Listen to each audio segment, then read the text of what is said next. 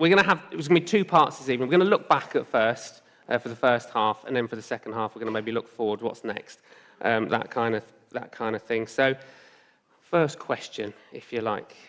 When you started here at St Mary's, what did the youth project, if you like, look like? Well, it's a long time ago. You're asking me to remember that long ago. I sort of can remember.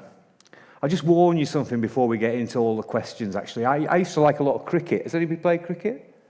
Yeah? We've lost the test match, I'm just saying. It's gone.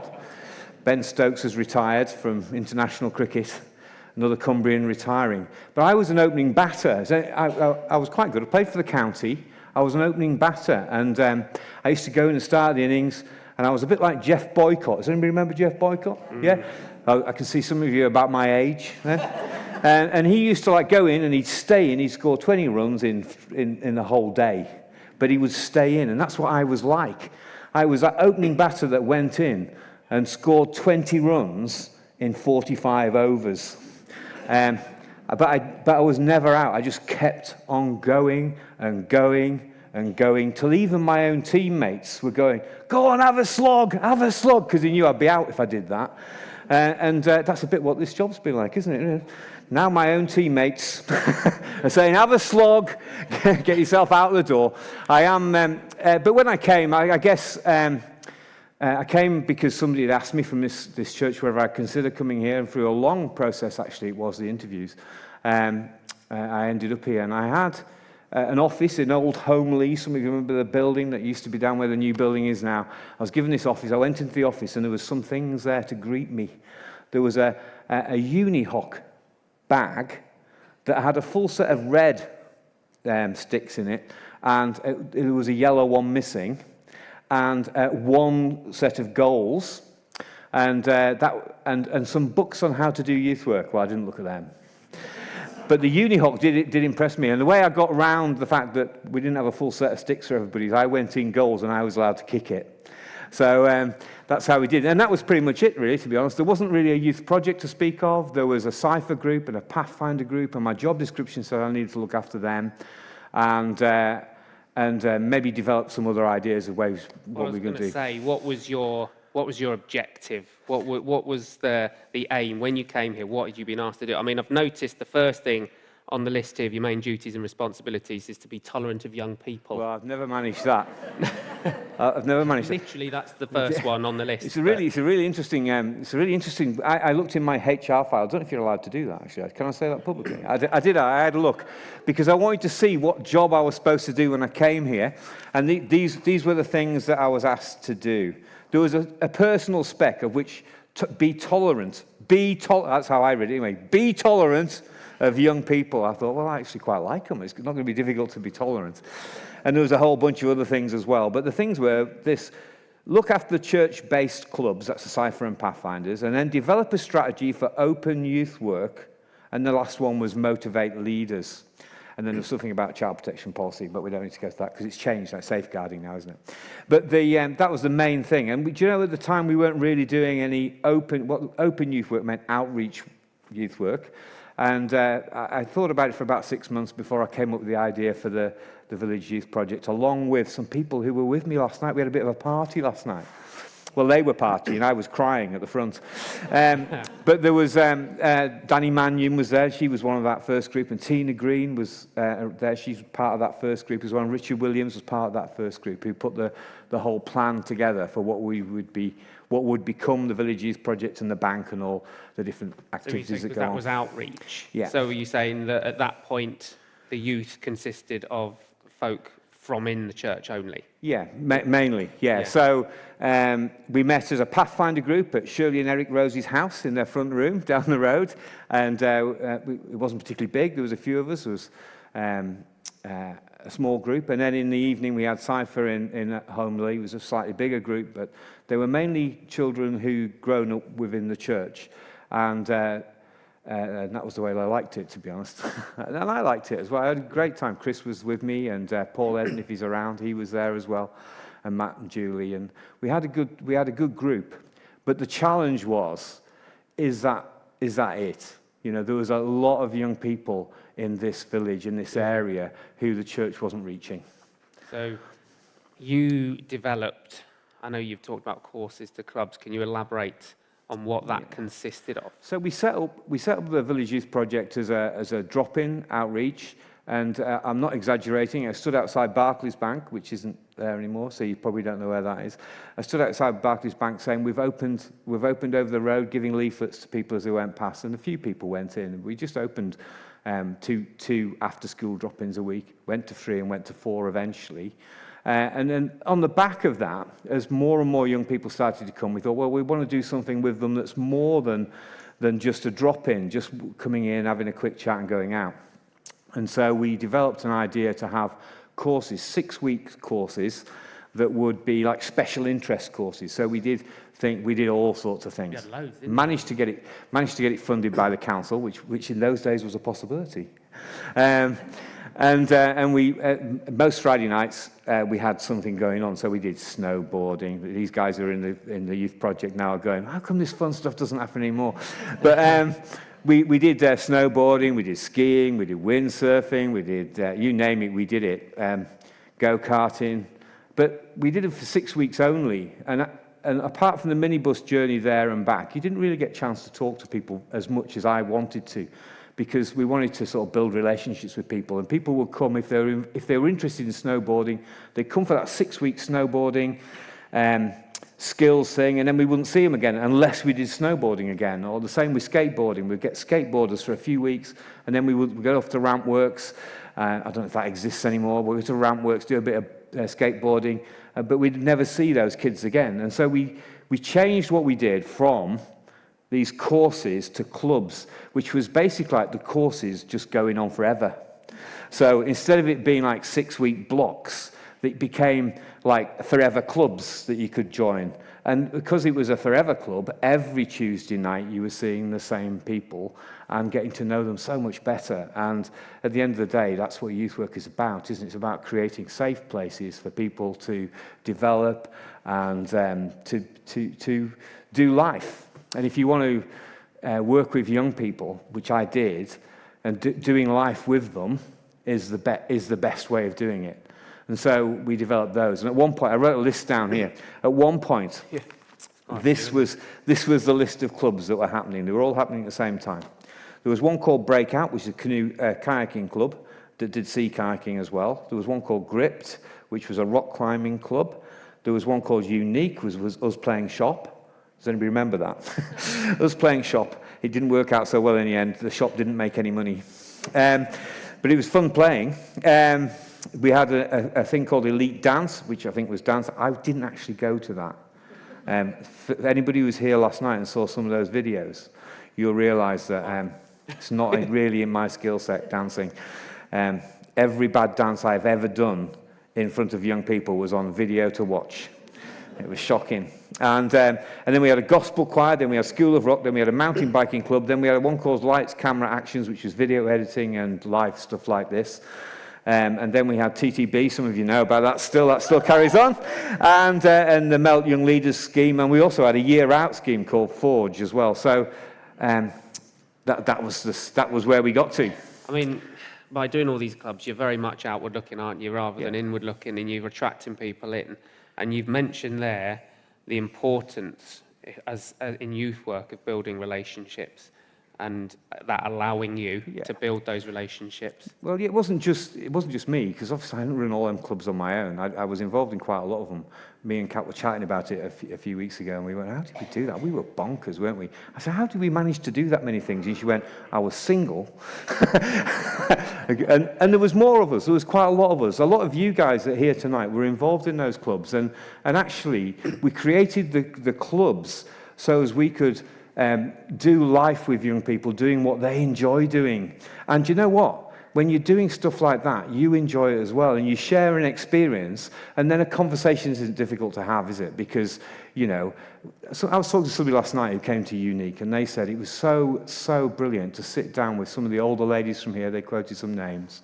Some of them no longer with us, actually, and said how much that mattered to them that they'd learnt to crochet from one of those older ladies in the church. And so doing life with people, doing something that you enjoy and they enjoy, it's not really a chore. And people say sometimes, oh, I don't know what to say to young people.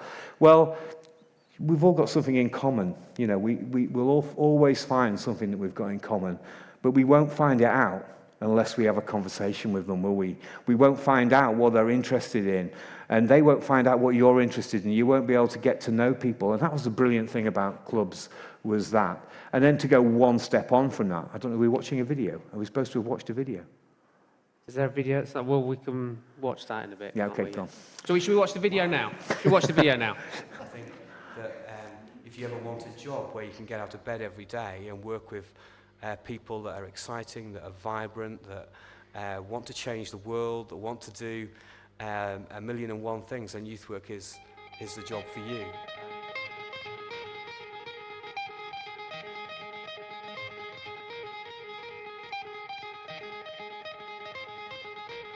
Okay, this is one day in, and this is the boys' dormitory. And already it's starting to look like a boys' dormitory.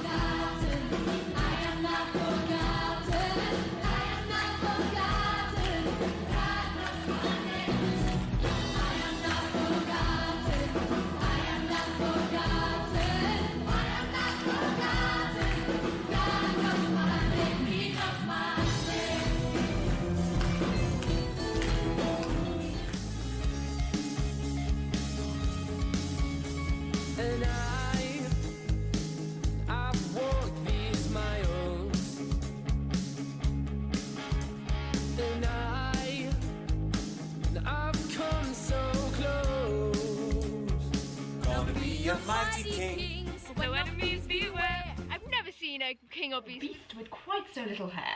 I'm gonna be the main event like nothing was before. I'm brushing up on looking down. I'm working on my... Thus far an uninspiring thing. Oh, wow, I just can't wait to be king. 'Cause I know where you're coming from, know why you're singing songs, don't know why this hurts, but it does, yeah. Will I feel the same once I know it's mine? Yeah, hey, hey. And I said no, and I won't let you go. But if you tried it, we'd like to find it. We can be the best of being good guys. And this is not what I've been bleeding for. And you're taking my breath away.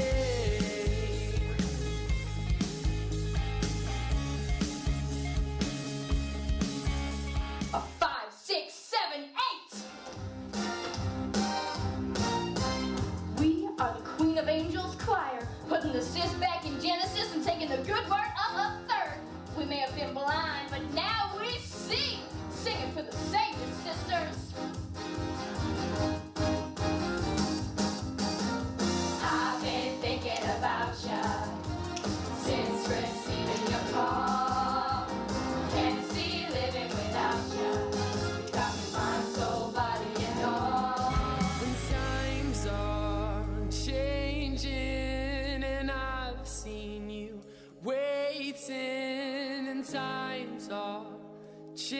changing me now. And times are changing, and I've seen you waiting. And times are changing me now. And I said no,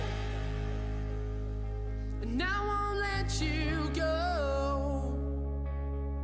And this is not what I've been bleeding for. And I said no, times are changing, I won't let you go.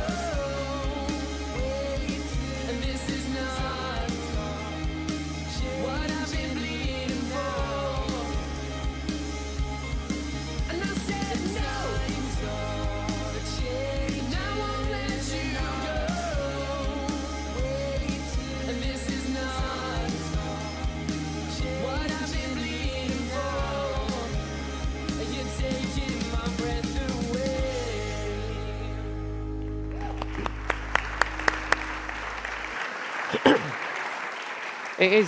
It is actually true. All your dancing is on video, isn't it? Yeah, all of it, yeah. But that does give a really good idea of the different clubs that have taken place and still take place, some of them. One of the things on there was the residentials. I think, for very personal reasons, that's the best thing you've ever done, is take... Is that because of Cat? It is. High five. I used to work at Barcaple, where Malcolm brought the project for many years. Fortunately, they coincided with the time that I was there, so that came out nicely, didn't it? It did, yeah, it did. Can Yeah. you Elaborate talk- on that. No, that's fine. Can you talk a little bit more about residentials? They are thin and wide. I mean, I go to Quinta every year. I'm a teacher, so I work with kids all the time. And then in my half term in the spring, we go to Quinta, and I say to the other teachers, like, where are you going? They're all going to Spain and whatever, having a holiday. I say, I'm going on residential with 40-odd kids. And they're like, are you crazy? What? You know. But actually, it's one of the highlights of my year. And I know you agree with that. I don't have to go to bed. I'd have to go to bed at gone midnight. I can go to bed at Reesmar because I've got our kids. But tell us about the residentials. Okay, and why they're so well, important. residential. If you follow the logic, if courses was not spending enough time with young people, then clubs gave you a longer time to spend with young people. Then you spend like a term's worth of clubs on a weekend of residential because we work very long days. And so you just get to spend even more time developing those relationships. And for us as well, it's not just about the safe space, although it is about that. It was wonderful last night to hear some of the things that were said about how we created a place that people felt they belonged. But it's also for us about sharing our faith. And actually sharing faith isn't about the words you say all of the time. I find this quite hard to say, actually, because I definitely used to say it was about the words that you said. But it is about sharing life, isn't it? If somebody wants to see what a Christian is really like, then come and live with them, work 14, 15, 16, 20-hour days with them and see if actually what they say and what they do match up. And if they do, then maybe, just maybe, there is a God who changes lives, who makes life full and amazing. And that's what we try to do. Now, as some of these guys will say, I do get grumpy at 2 and 3 o'clock in the morning, you know, but most of the time I'm not grumpy, and most of the time, even if I'm grumpy, I just try and hold it in. It's a skill. And we get to share about Jesus as well. You know, we get to tell the people that are there why Jesus matters so much to us and how we believe that he can transform anybody's life. If he can change my life, if he can turn my life upside down and give me purpose and hope and all of those things, well, then he can definitely do it for anybody. And so that's the sort of message that we do at Resis as well. So it's about time spent with people. If you want to be a good witness with your neighbour, it's no good if you just have a chat like once a month, is it, over the fence. You've got to get to know them. You've got to have them round for a meal. You've got to be a good neighbour. Love the Lord your God with everything you've got. Okay, that's my translation. Okay, with everything you've got, and love your neighbour. And so, anybody who's in this village, to me, anybody who's in this area is really my neighbour. And we need to show that in not just what we say, but in the way we live as well. So residential, really important to me. And here's where it gets really bonkers, because we're coming into half-time, I know. Football analogy, second one of the night. We're coming into half-time, and it's important, isn't it, that we do those residentials, that we create those relationships if we're going to win people for Jesus. Because at the end of the day, the way we live, people read the way we live more than the words we say sometimes. And I just want to say here, there are some amazing people in this church who have shown me how to follow Jesus better every day. Two of them are sat in the front row here.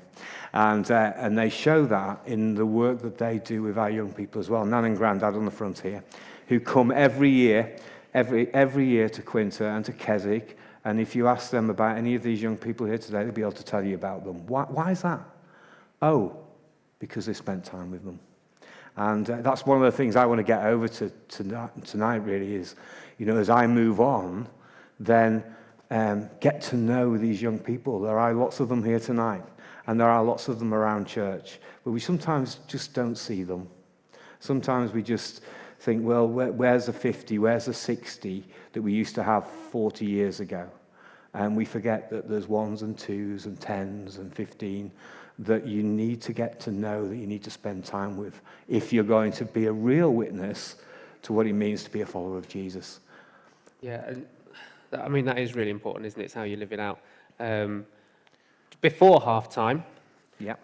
can we talk very, very briefly about the chaplaincy? Yeah. Because that's a massive part of what we do at St Mary's, or what you do over in Woodchurch. Yeah. Very briefly, Malcolm. Very briefly, yeah. What does the day Briefly. look like when you go into Woodchurch? Okay, so I know some of you guys, the band are getting ready now. That's just my reminder. I really have to be quite quick. Just start playing if it's going on too long. Yeah, you have to start playing. Chaplaincy wasn't something that existed when I came, but on my job description, it did say you might do these things by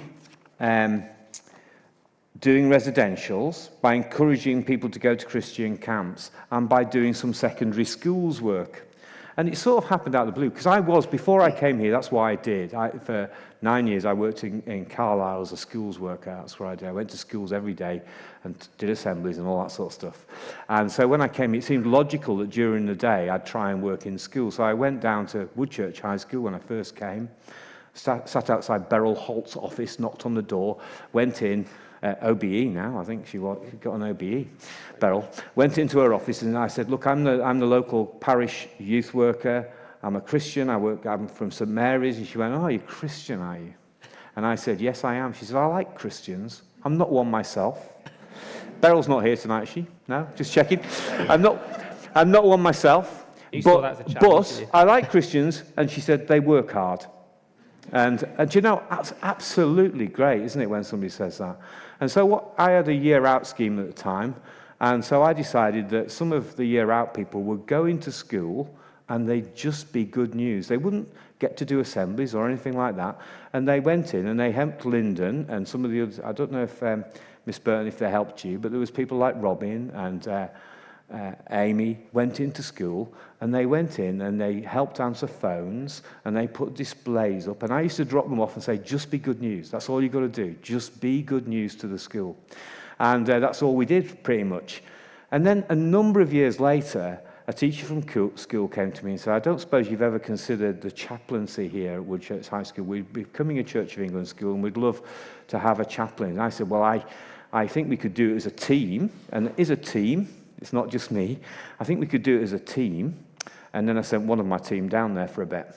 And her name was H, and she was amazing. She was a teacher, and she did a really good job at setting things up. And Graham was involved, the vicar as well, helping them put the values together and their vision together. And then H moved on. I looked around the team. Kat was there, so I sent Kat down there for a bit. She hated it. But every month at supervision I'd go, it's all right. It's good to get chucked in the deep end. I probably said, anybody who was there last night, apparently I do that all the time. I said, no, you'll be really good. You're amazing with young people. You'd love it.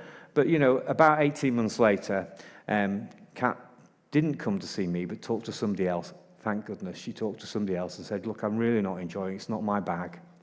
And then I looked around the rest of the team, and there wasn't any. So then I thought, well, I'm going to have to step up, aren't I? So I went in. I've done it for about the last 10 years now.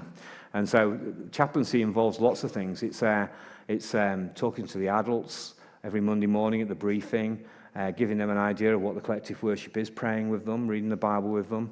It's doing all of the assemblies, doing all the collective worship material that people use in the schools. It's basically gone from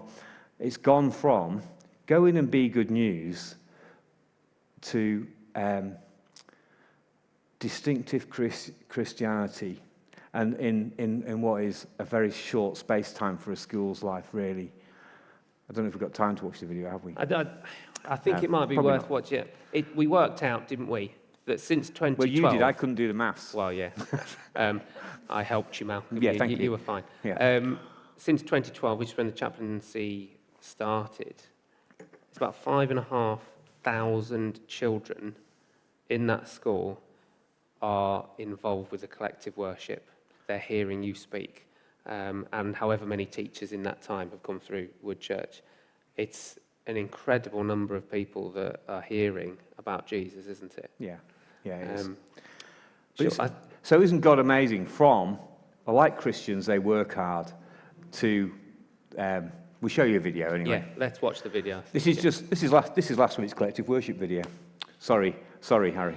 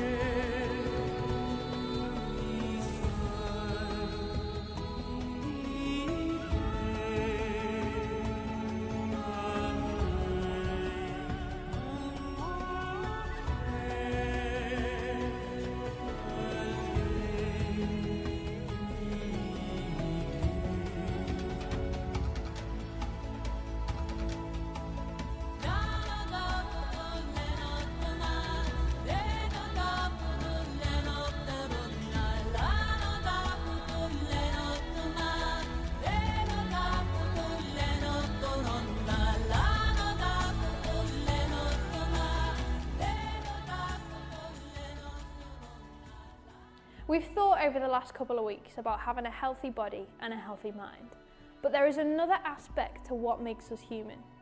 Many people believe that there is more to us than just our bodies and minds. We also have a spiritual side.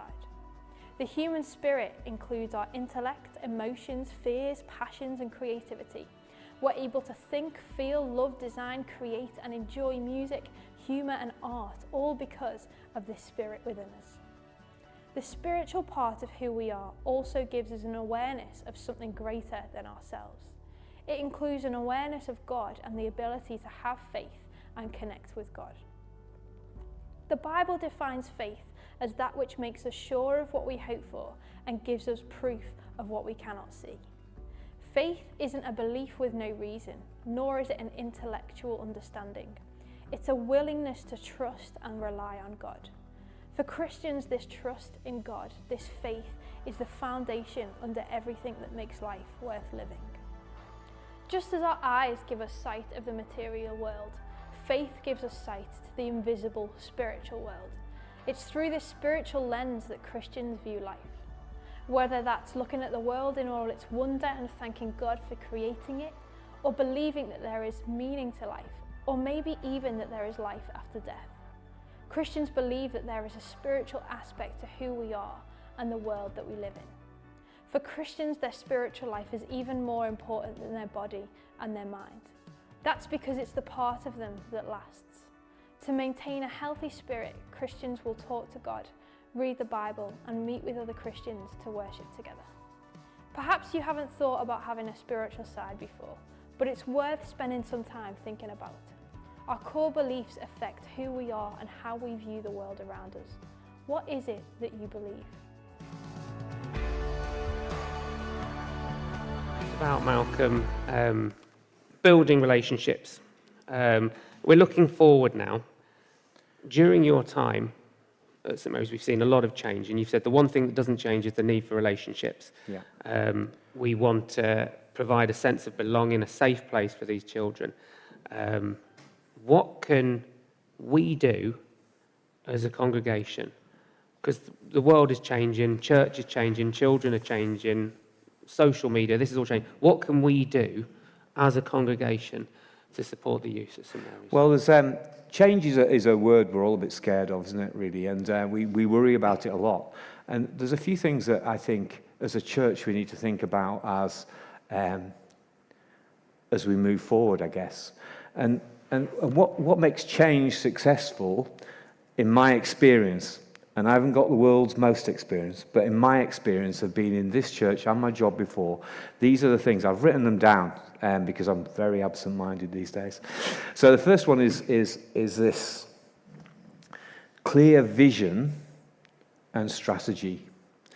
That's what makes change successful.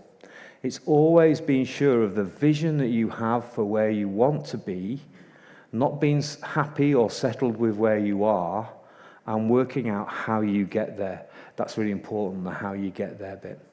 So if I was to go back a long time when things started changing, I had a vision for where we needed to get to. And that wasn't just me, that was a group of us that came together. We prayed for months, actually, to get to the place where we knew where we wanted to be. So vision and strategy. And then the other one that I think really matters, and this is for all of us to take on board. When I say the word leader, everybody thinks I'm talking about Al or Alec. I'm not. We're all leaders in a way. And we have to be visible leaders. We have to be leaders that lead where people can see us. And that's vitally important. So vision, strategy, visible leadership is key. Clear communication is absolutely vital, isn't it? You need to be able to communicate the vision. And then you need active people. And yes, you do need resource, but if you've got active people, that's 90% of the resource, isn't it? So people would say, well, yes, it's cost you a lot of money over the years to do all this stuff, but it's actually not the money, it's the active people that makes the difference. So vision, strategy, leadership, communication, really clear communication, and active people. And I suppose that's my prayer as I move on, is that what I leave behind is active people that can get behind a vision and a strategy, that can lead where people can see them, and that they will be active. Nothing worse than passive people, letting the world pass by and making comments occasionally about how people should do things. You know, we're all called to do this work. We're all called, and I believe made, to be in relationship with each other. And that's where life works the best, when we're in relation with each other. When relation breaks down, that's when life is at its worst. So they're the things that I think are really important and clear for change to be successful. And as a church, I think we need to come behind that. And I wrote in the notices last week, and I know those of you really observant will notice the same words that I wrote in the AGM report, but that's because I know nobody reads the AGM report. I use the same words to say I believe that I'm leaving behind a church which has a fantastic leadership, which has a fantastic PCC, which has fantastic people in it. And my prayer will be that you get busy and that you get active. And one thing that nobody's ever said of me is that I sit back and put my feet up. Well, in fairness, people have said it in the last couple of weeks. But, put my feet up a little bit, maybe. But please don't do that. Get stuck in. What my favourite statement is, isn't it? Stick in till you stick out. I say it at all the meal times on Resis. Because if you stick in, you will grow. You will grow. Go on, sorry. No, that's so true. There's so many people in this church, I think, that we do see getting fully involved with. I mean, you've mentioned Ian and Joyce down there. I mean, they're so popular on the residential. A lot of you won't know. Well, a lot of you won't know what that's like. But working on a res is hard work, and Joyce works in the kitchen. It's hard work. There's a lot of people involved. And Ian, we occasionally let him in the kitchen to carry a jug of water. Although we banned him recently. We banned him because he spilt some hot chocolate everywhere as he tripped up. Not one jug, 2 jugs of hot chocolate everywhere. So we let him put the cream on the hot chocolate now. We don't let him carry it anymore. But every young person, he's had the privilege of sharing his testimony with every young person that's been to Quinta. And it's an optional activity. You can go if you want, and everybody goes. Everybody goes. Some of you won't know this either. Ian is so stuck in. He comes into school every Wednesday and works with some of the harder teenagers in school, giving them some life coaching. He doesn't shout about it or make a big fuss about it, but I am tonight, because that's a real thing of getting stuck in. Joyce was doing the same at primary schools. And the more time you spend with young people, the more you feel energized. Ian, wake up. It's just every now and again I have to tell him, but it's relationships again, isn't it? The biggest, I was saying to you, Ian, before, the biggest cheer last night was when you and Joyce came up on the screen. And I think that says it all about building relationships, doesn't it? And why that's so important. Yeah. I think, someone's ringing. It's probably mine. I think you've covered there what's next for St Mary's, or what we need to be doing. Yeah. Let's talk very personally about what's next for you. And Gaynor, come and sit up next to Malcolm here. Come on. You're not mic'd up. You don't have to say anything. You don't have to say anything. You're not mic'd up, so don't panic. Malcolm, what's next for you? She's just here to put the hand over my mouth when I say something that's not the right thing to do. I mean, we've got some plans. One last thing before we get on to that. Last thing I want to say is, quite often this is a question that comes up at Sundays at 7. I didn't want to hide from it, so I'm going to bring it up. Okay. This is a question that I hear at Sundays at 7 when anybody comes and sits here who's done any youth work. They say, we don't have many young people in this church. How could we develop that? And my answer to that, whenever I've been asked it, and believe me, I have been asked it a few times, is this. Have you ever thought about the throughput of young people through this church? It absolutely staggered me last night at this event. It staggered me.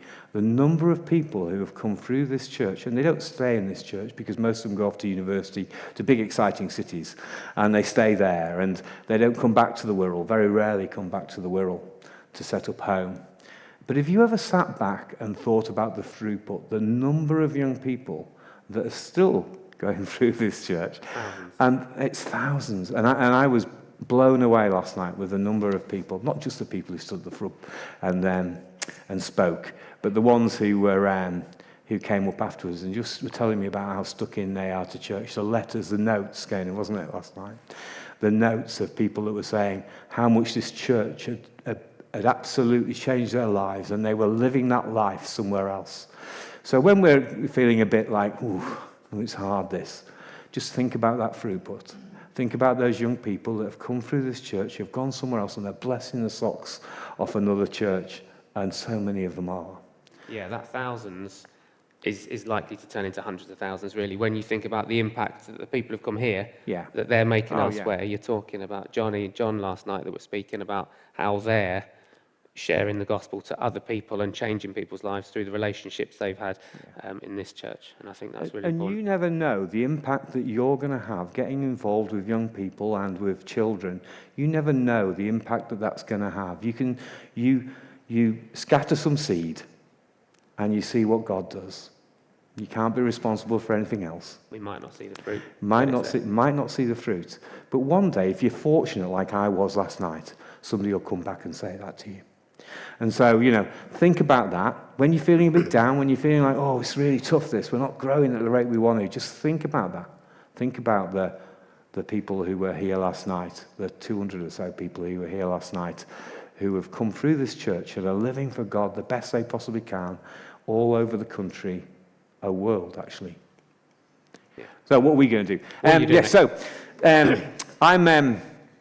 I said in the notices, and this is true, I'm going to be moving to St Hilary's. And I met St Hilary earlier. Which one was it? Where is she? There she is. Yeah, there's 4 of them. I only thought there was one St Hilary, but it turns out there's 4. And where Gaynor is serving the second half for curacy as a vicar. So, yeah, that's right, isn't it? Deacon, roughly right. And I'm going to move with her. And the reason I'm going to do that, because for it's nearly 40 years, I've been in full-time Christian ministry. Gaynor has served me. I think it's time I did my bit, isn't it? So I'm going to sit back, and I'm going to make sure tea's on the table, and that when she comes... oh no, that's now actually, isn't it? Yeah. And when she comes home and she's had a tough day, I'll be the one who's going, come on, you can do this. And when she's having a great time, I'll be celebrating with her. And it's time for me to do that supporting role, serving the person who served me the best. Yeah, and I think it's really important. I've got some other things, though. I was going to say, every now and again, though, Gaynor, you tell Malcolm you're going to be home at 7, just rock up at 9, just to get your own back. Yeah. It's already started, that. But here's the brilliant thing. Sky Sports. Isn't it amazing? There's always some football on. I can waste 2 hours watching that, can't I? There's some other things we're going to do as well. You might see, if you walk down the Wirral Way, beware, I'm going to be on my bike down there a lot. I ran Kat and Richard over the other week. Yeah, they got the shock of life, me and Lycra. There you go. That's something you can all look forward to. So I'm going to do a bit more cycling. Some of you don't know this, but I'm a foundation governor at a local primary school as well. And I said when I took the role on for 4 years, for the first 2 years, I'll be pretty useless as a governor. I'm helping them develop vision and strategy and stuff around being a Church of England school.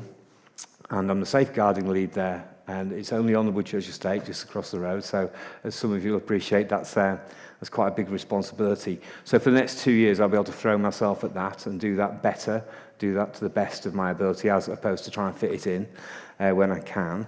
And there's some things I've promised myself as well. I'm not going to hang around with molluscs, because they're a bit shellfish, aren't they?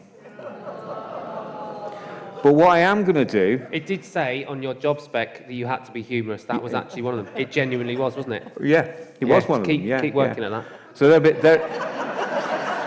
a bit shellfish. But I am going to hang around with mushrooms. Why? Because they're fun guys to be around, aren't they? Yeah. Okay, that's the last thing on my notes. I'm just going to say something. The band, you can start getting yourselves ready again for us. I've written it down. I'm not like Kat. I need notes, as do you, Malcolm. Romans 10:13 to 15 is my favourite verse in the Bible because it was on one of my notes in my letterbox last night. I wrote it, Malcolm. Yeah. I recognise the writing. I did, actually. Everyone who calls on the name of the Lord will be saved. How then can they call on the one they've not believed in? And how can they believe in the one whom they've not heard? And how can they hear without someone preaching to them? And how can anyone preach unless they are sent? As it is written, how beautiful are the feet of those who bring good news. Throughout these 3 decades, you've allowed thousands of people to hear about Jesus. You've served with humility, compassion, and unwavering dedication, and your motivation has never been personal recognition, which is why it was very difficult to convince you to do this, and why you felt a bit uncomfortable last night a lot of the time. But rather to serve the Lord faithfully and bring glory to him.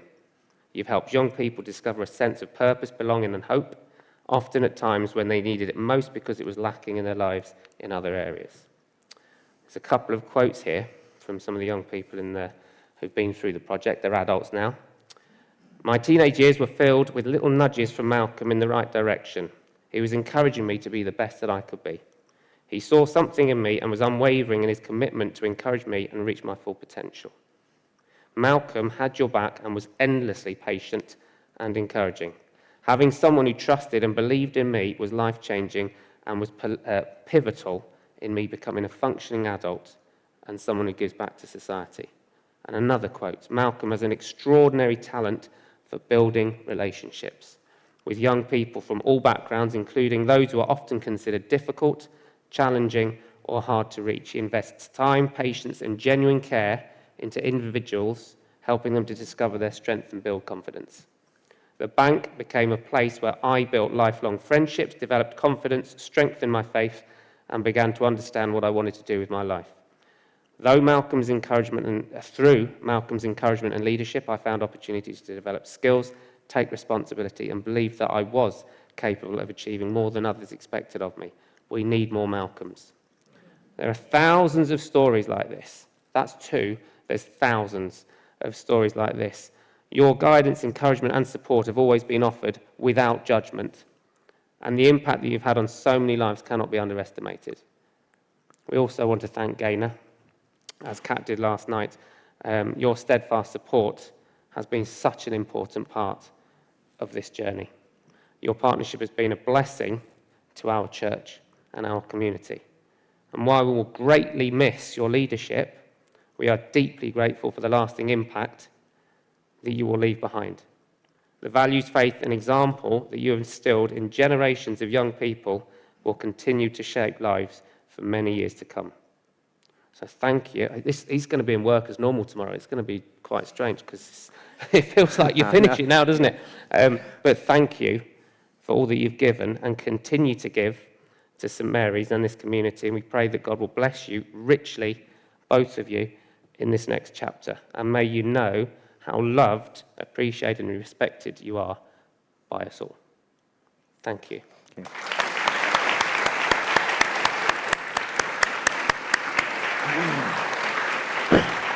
Should we go to the band? Thank you, Malcolm. Thank you, Gaynor. Thank you.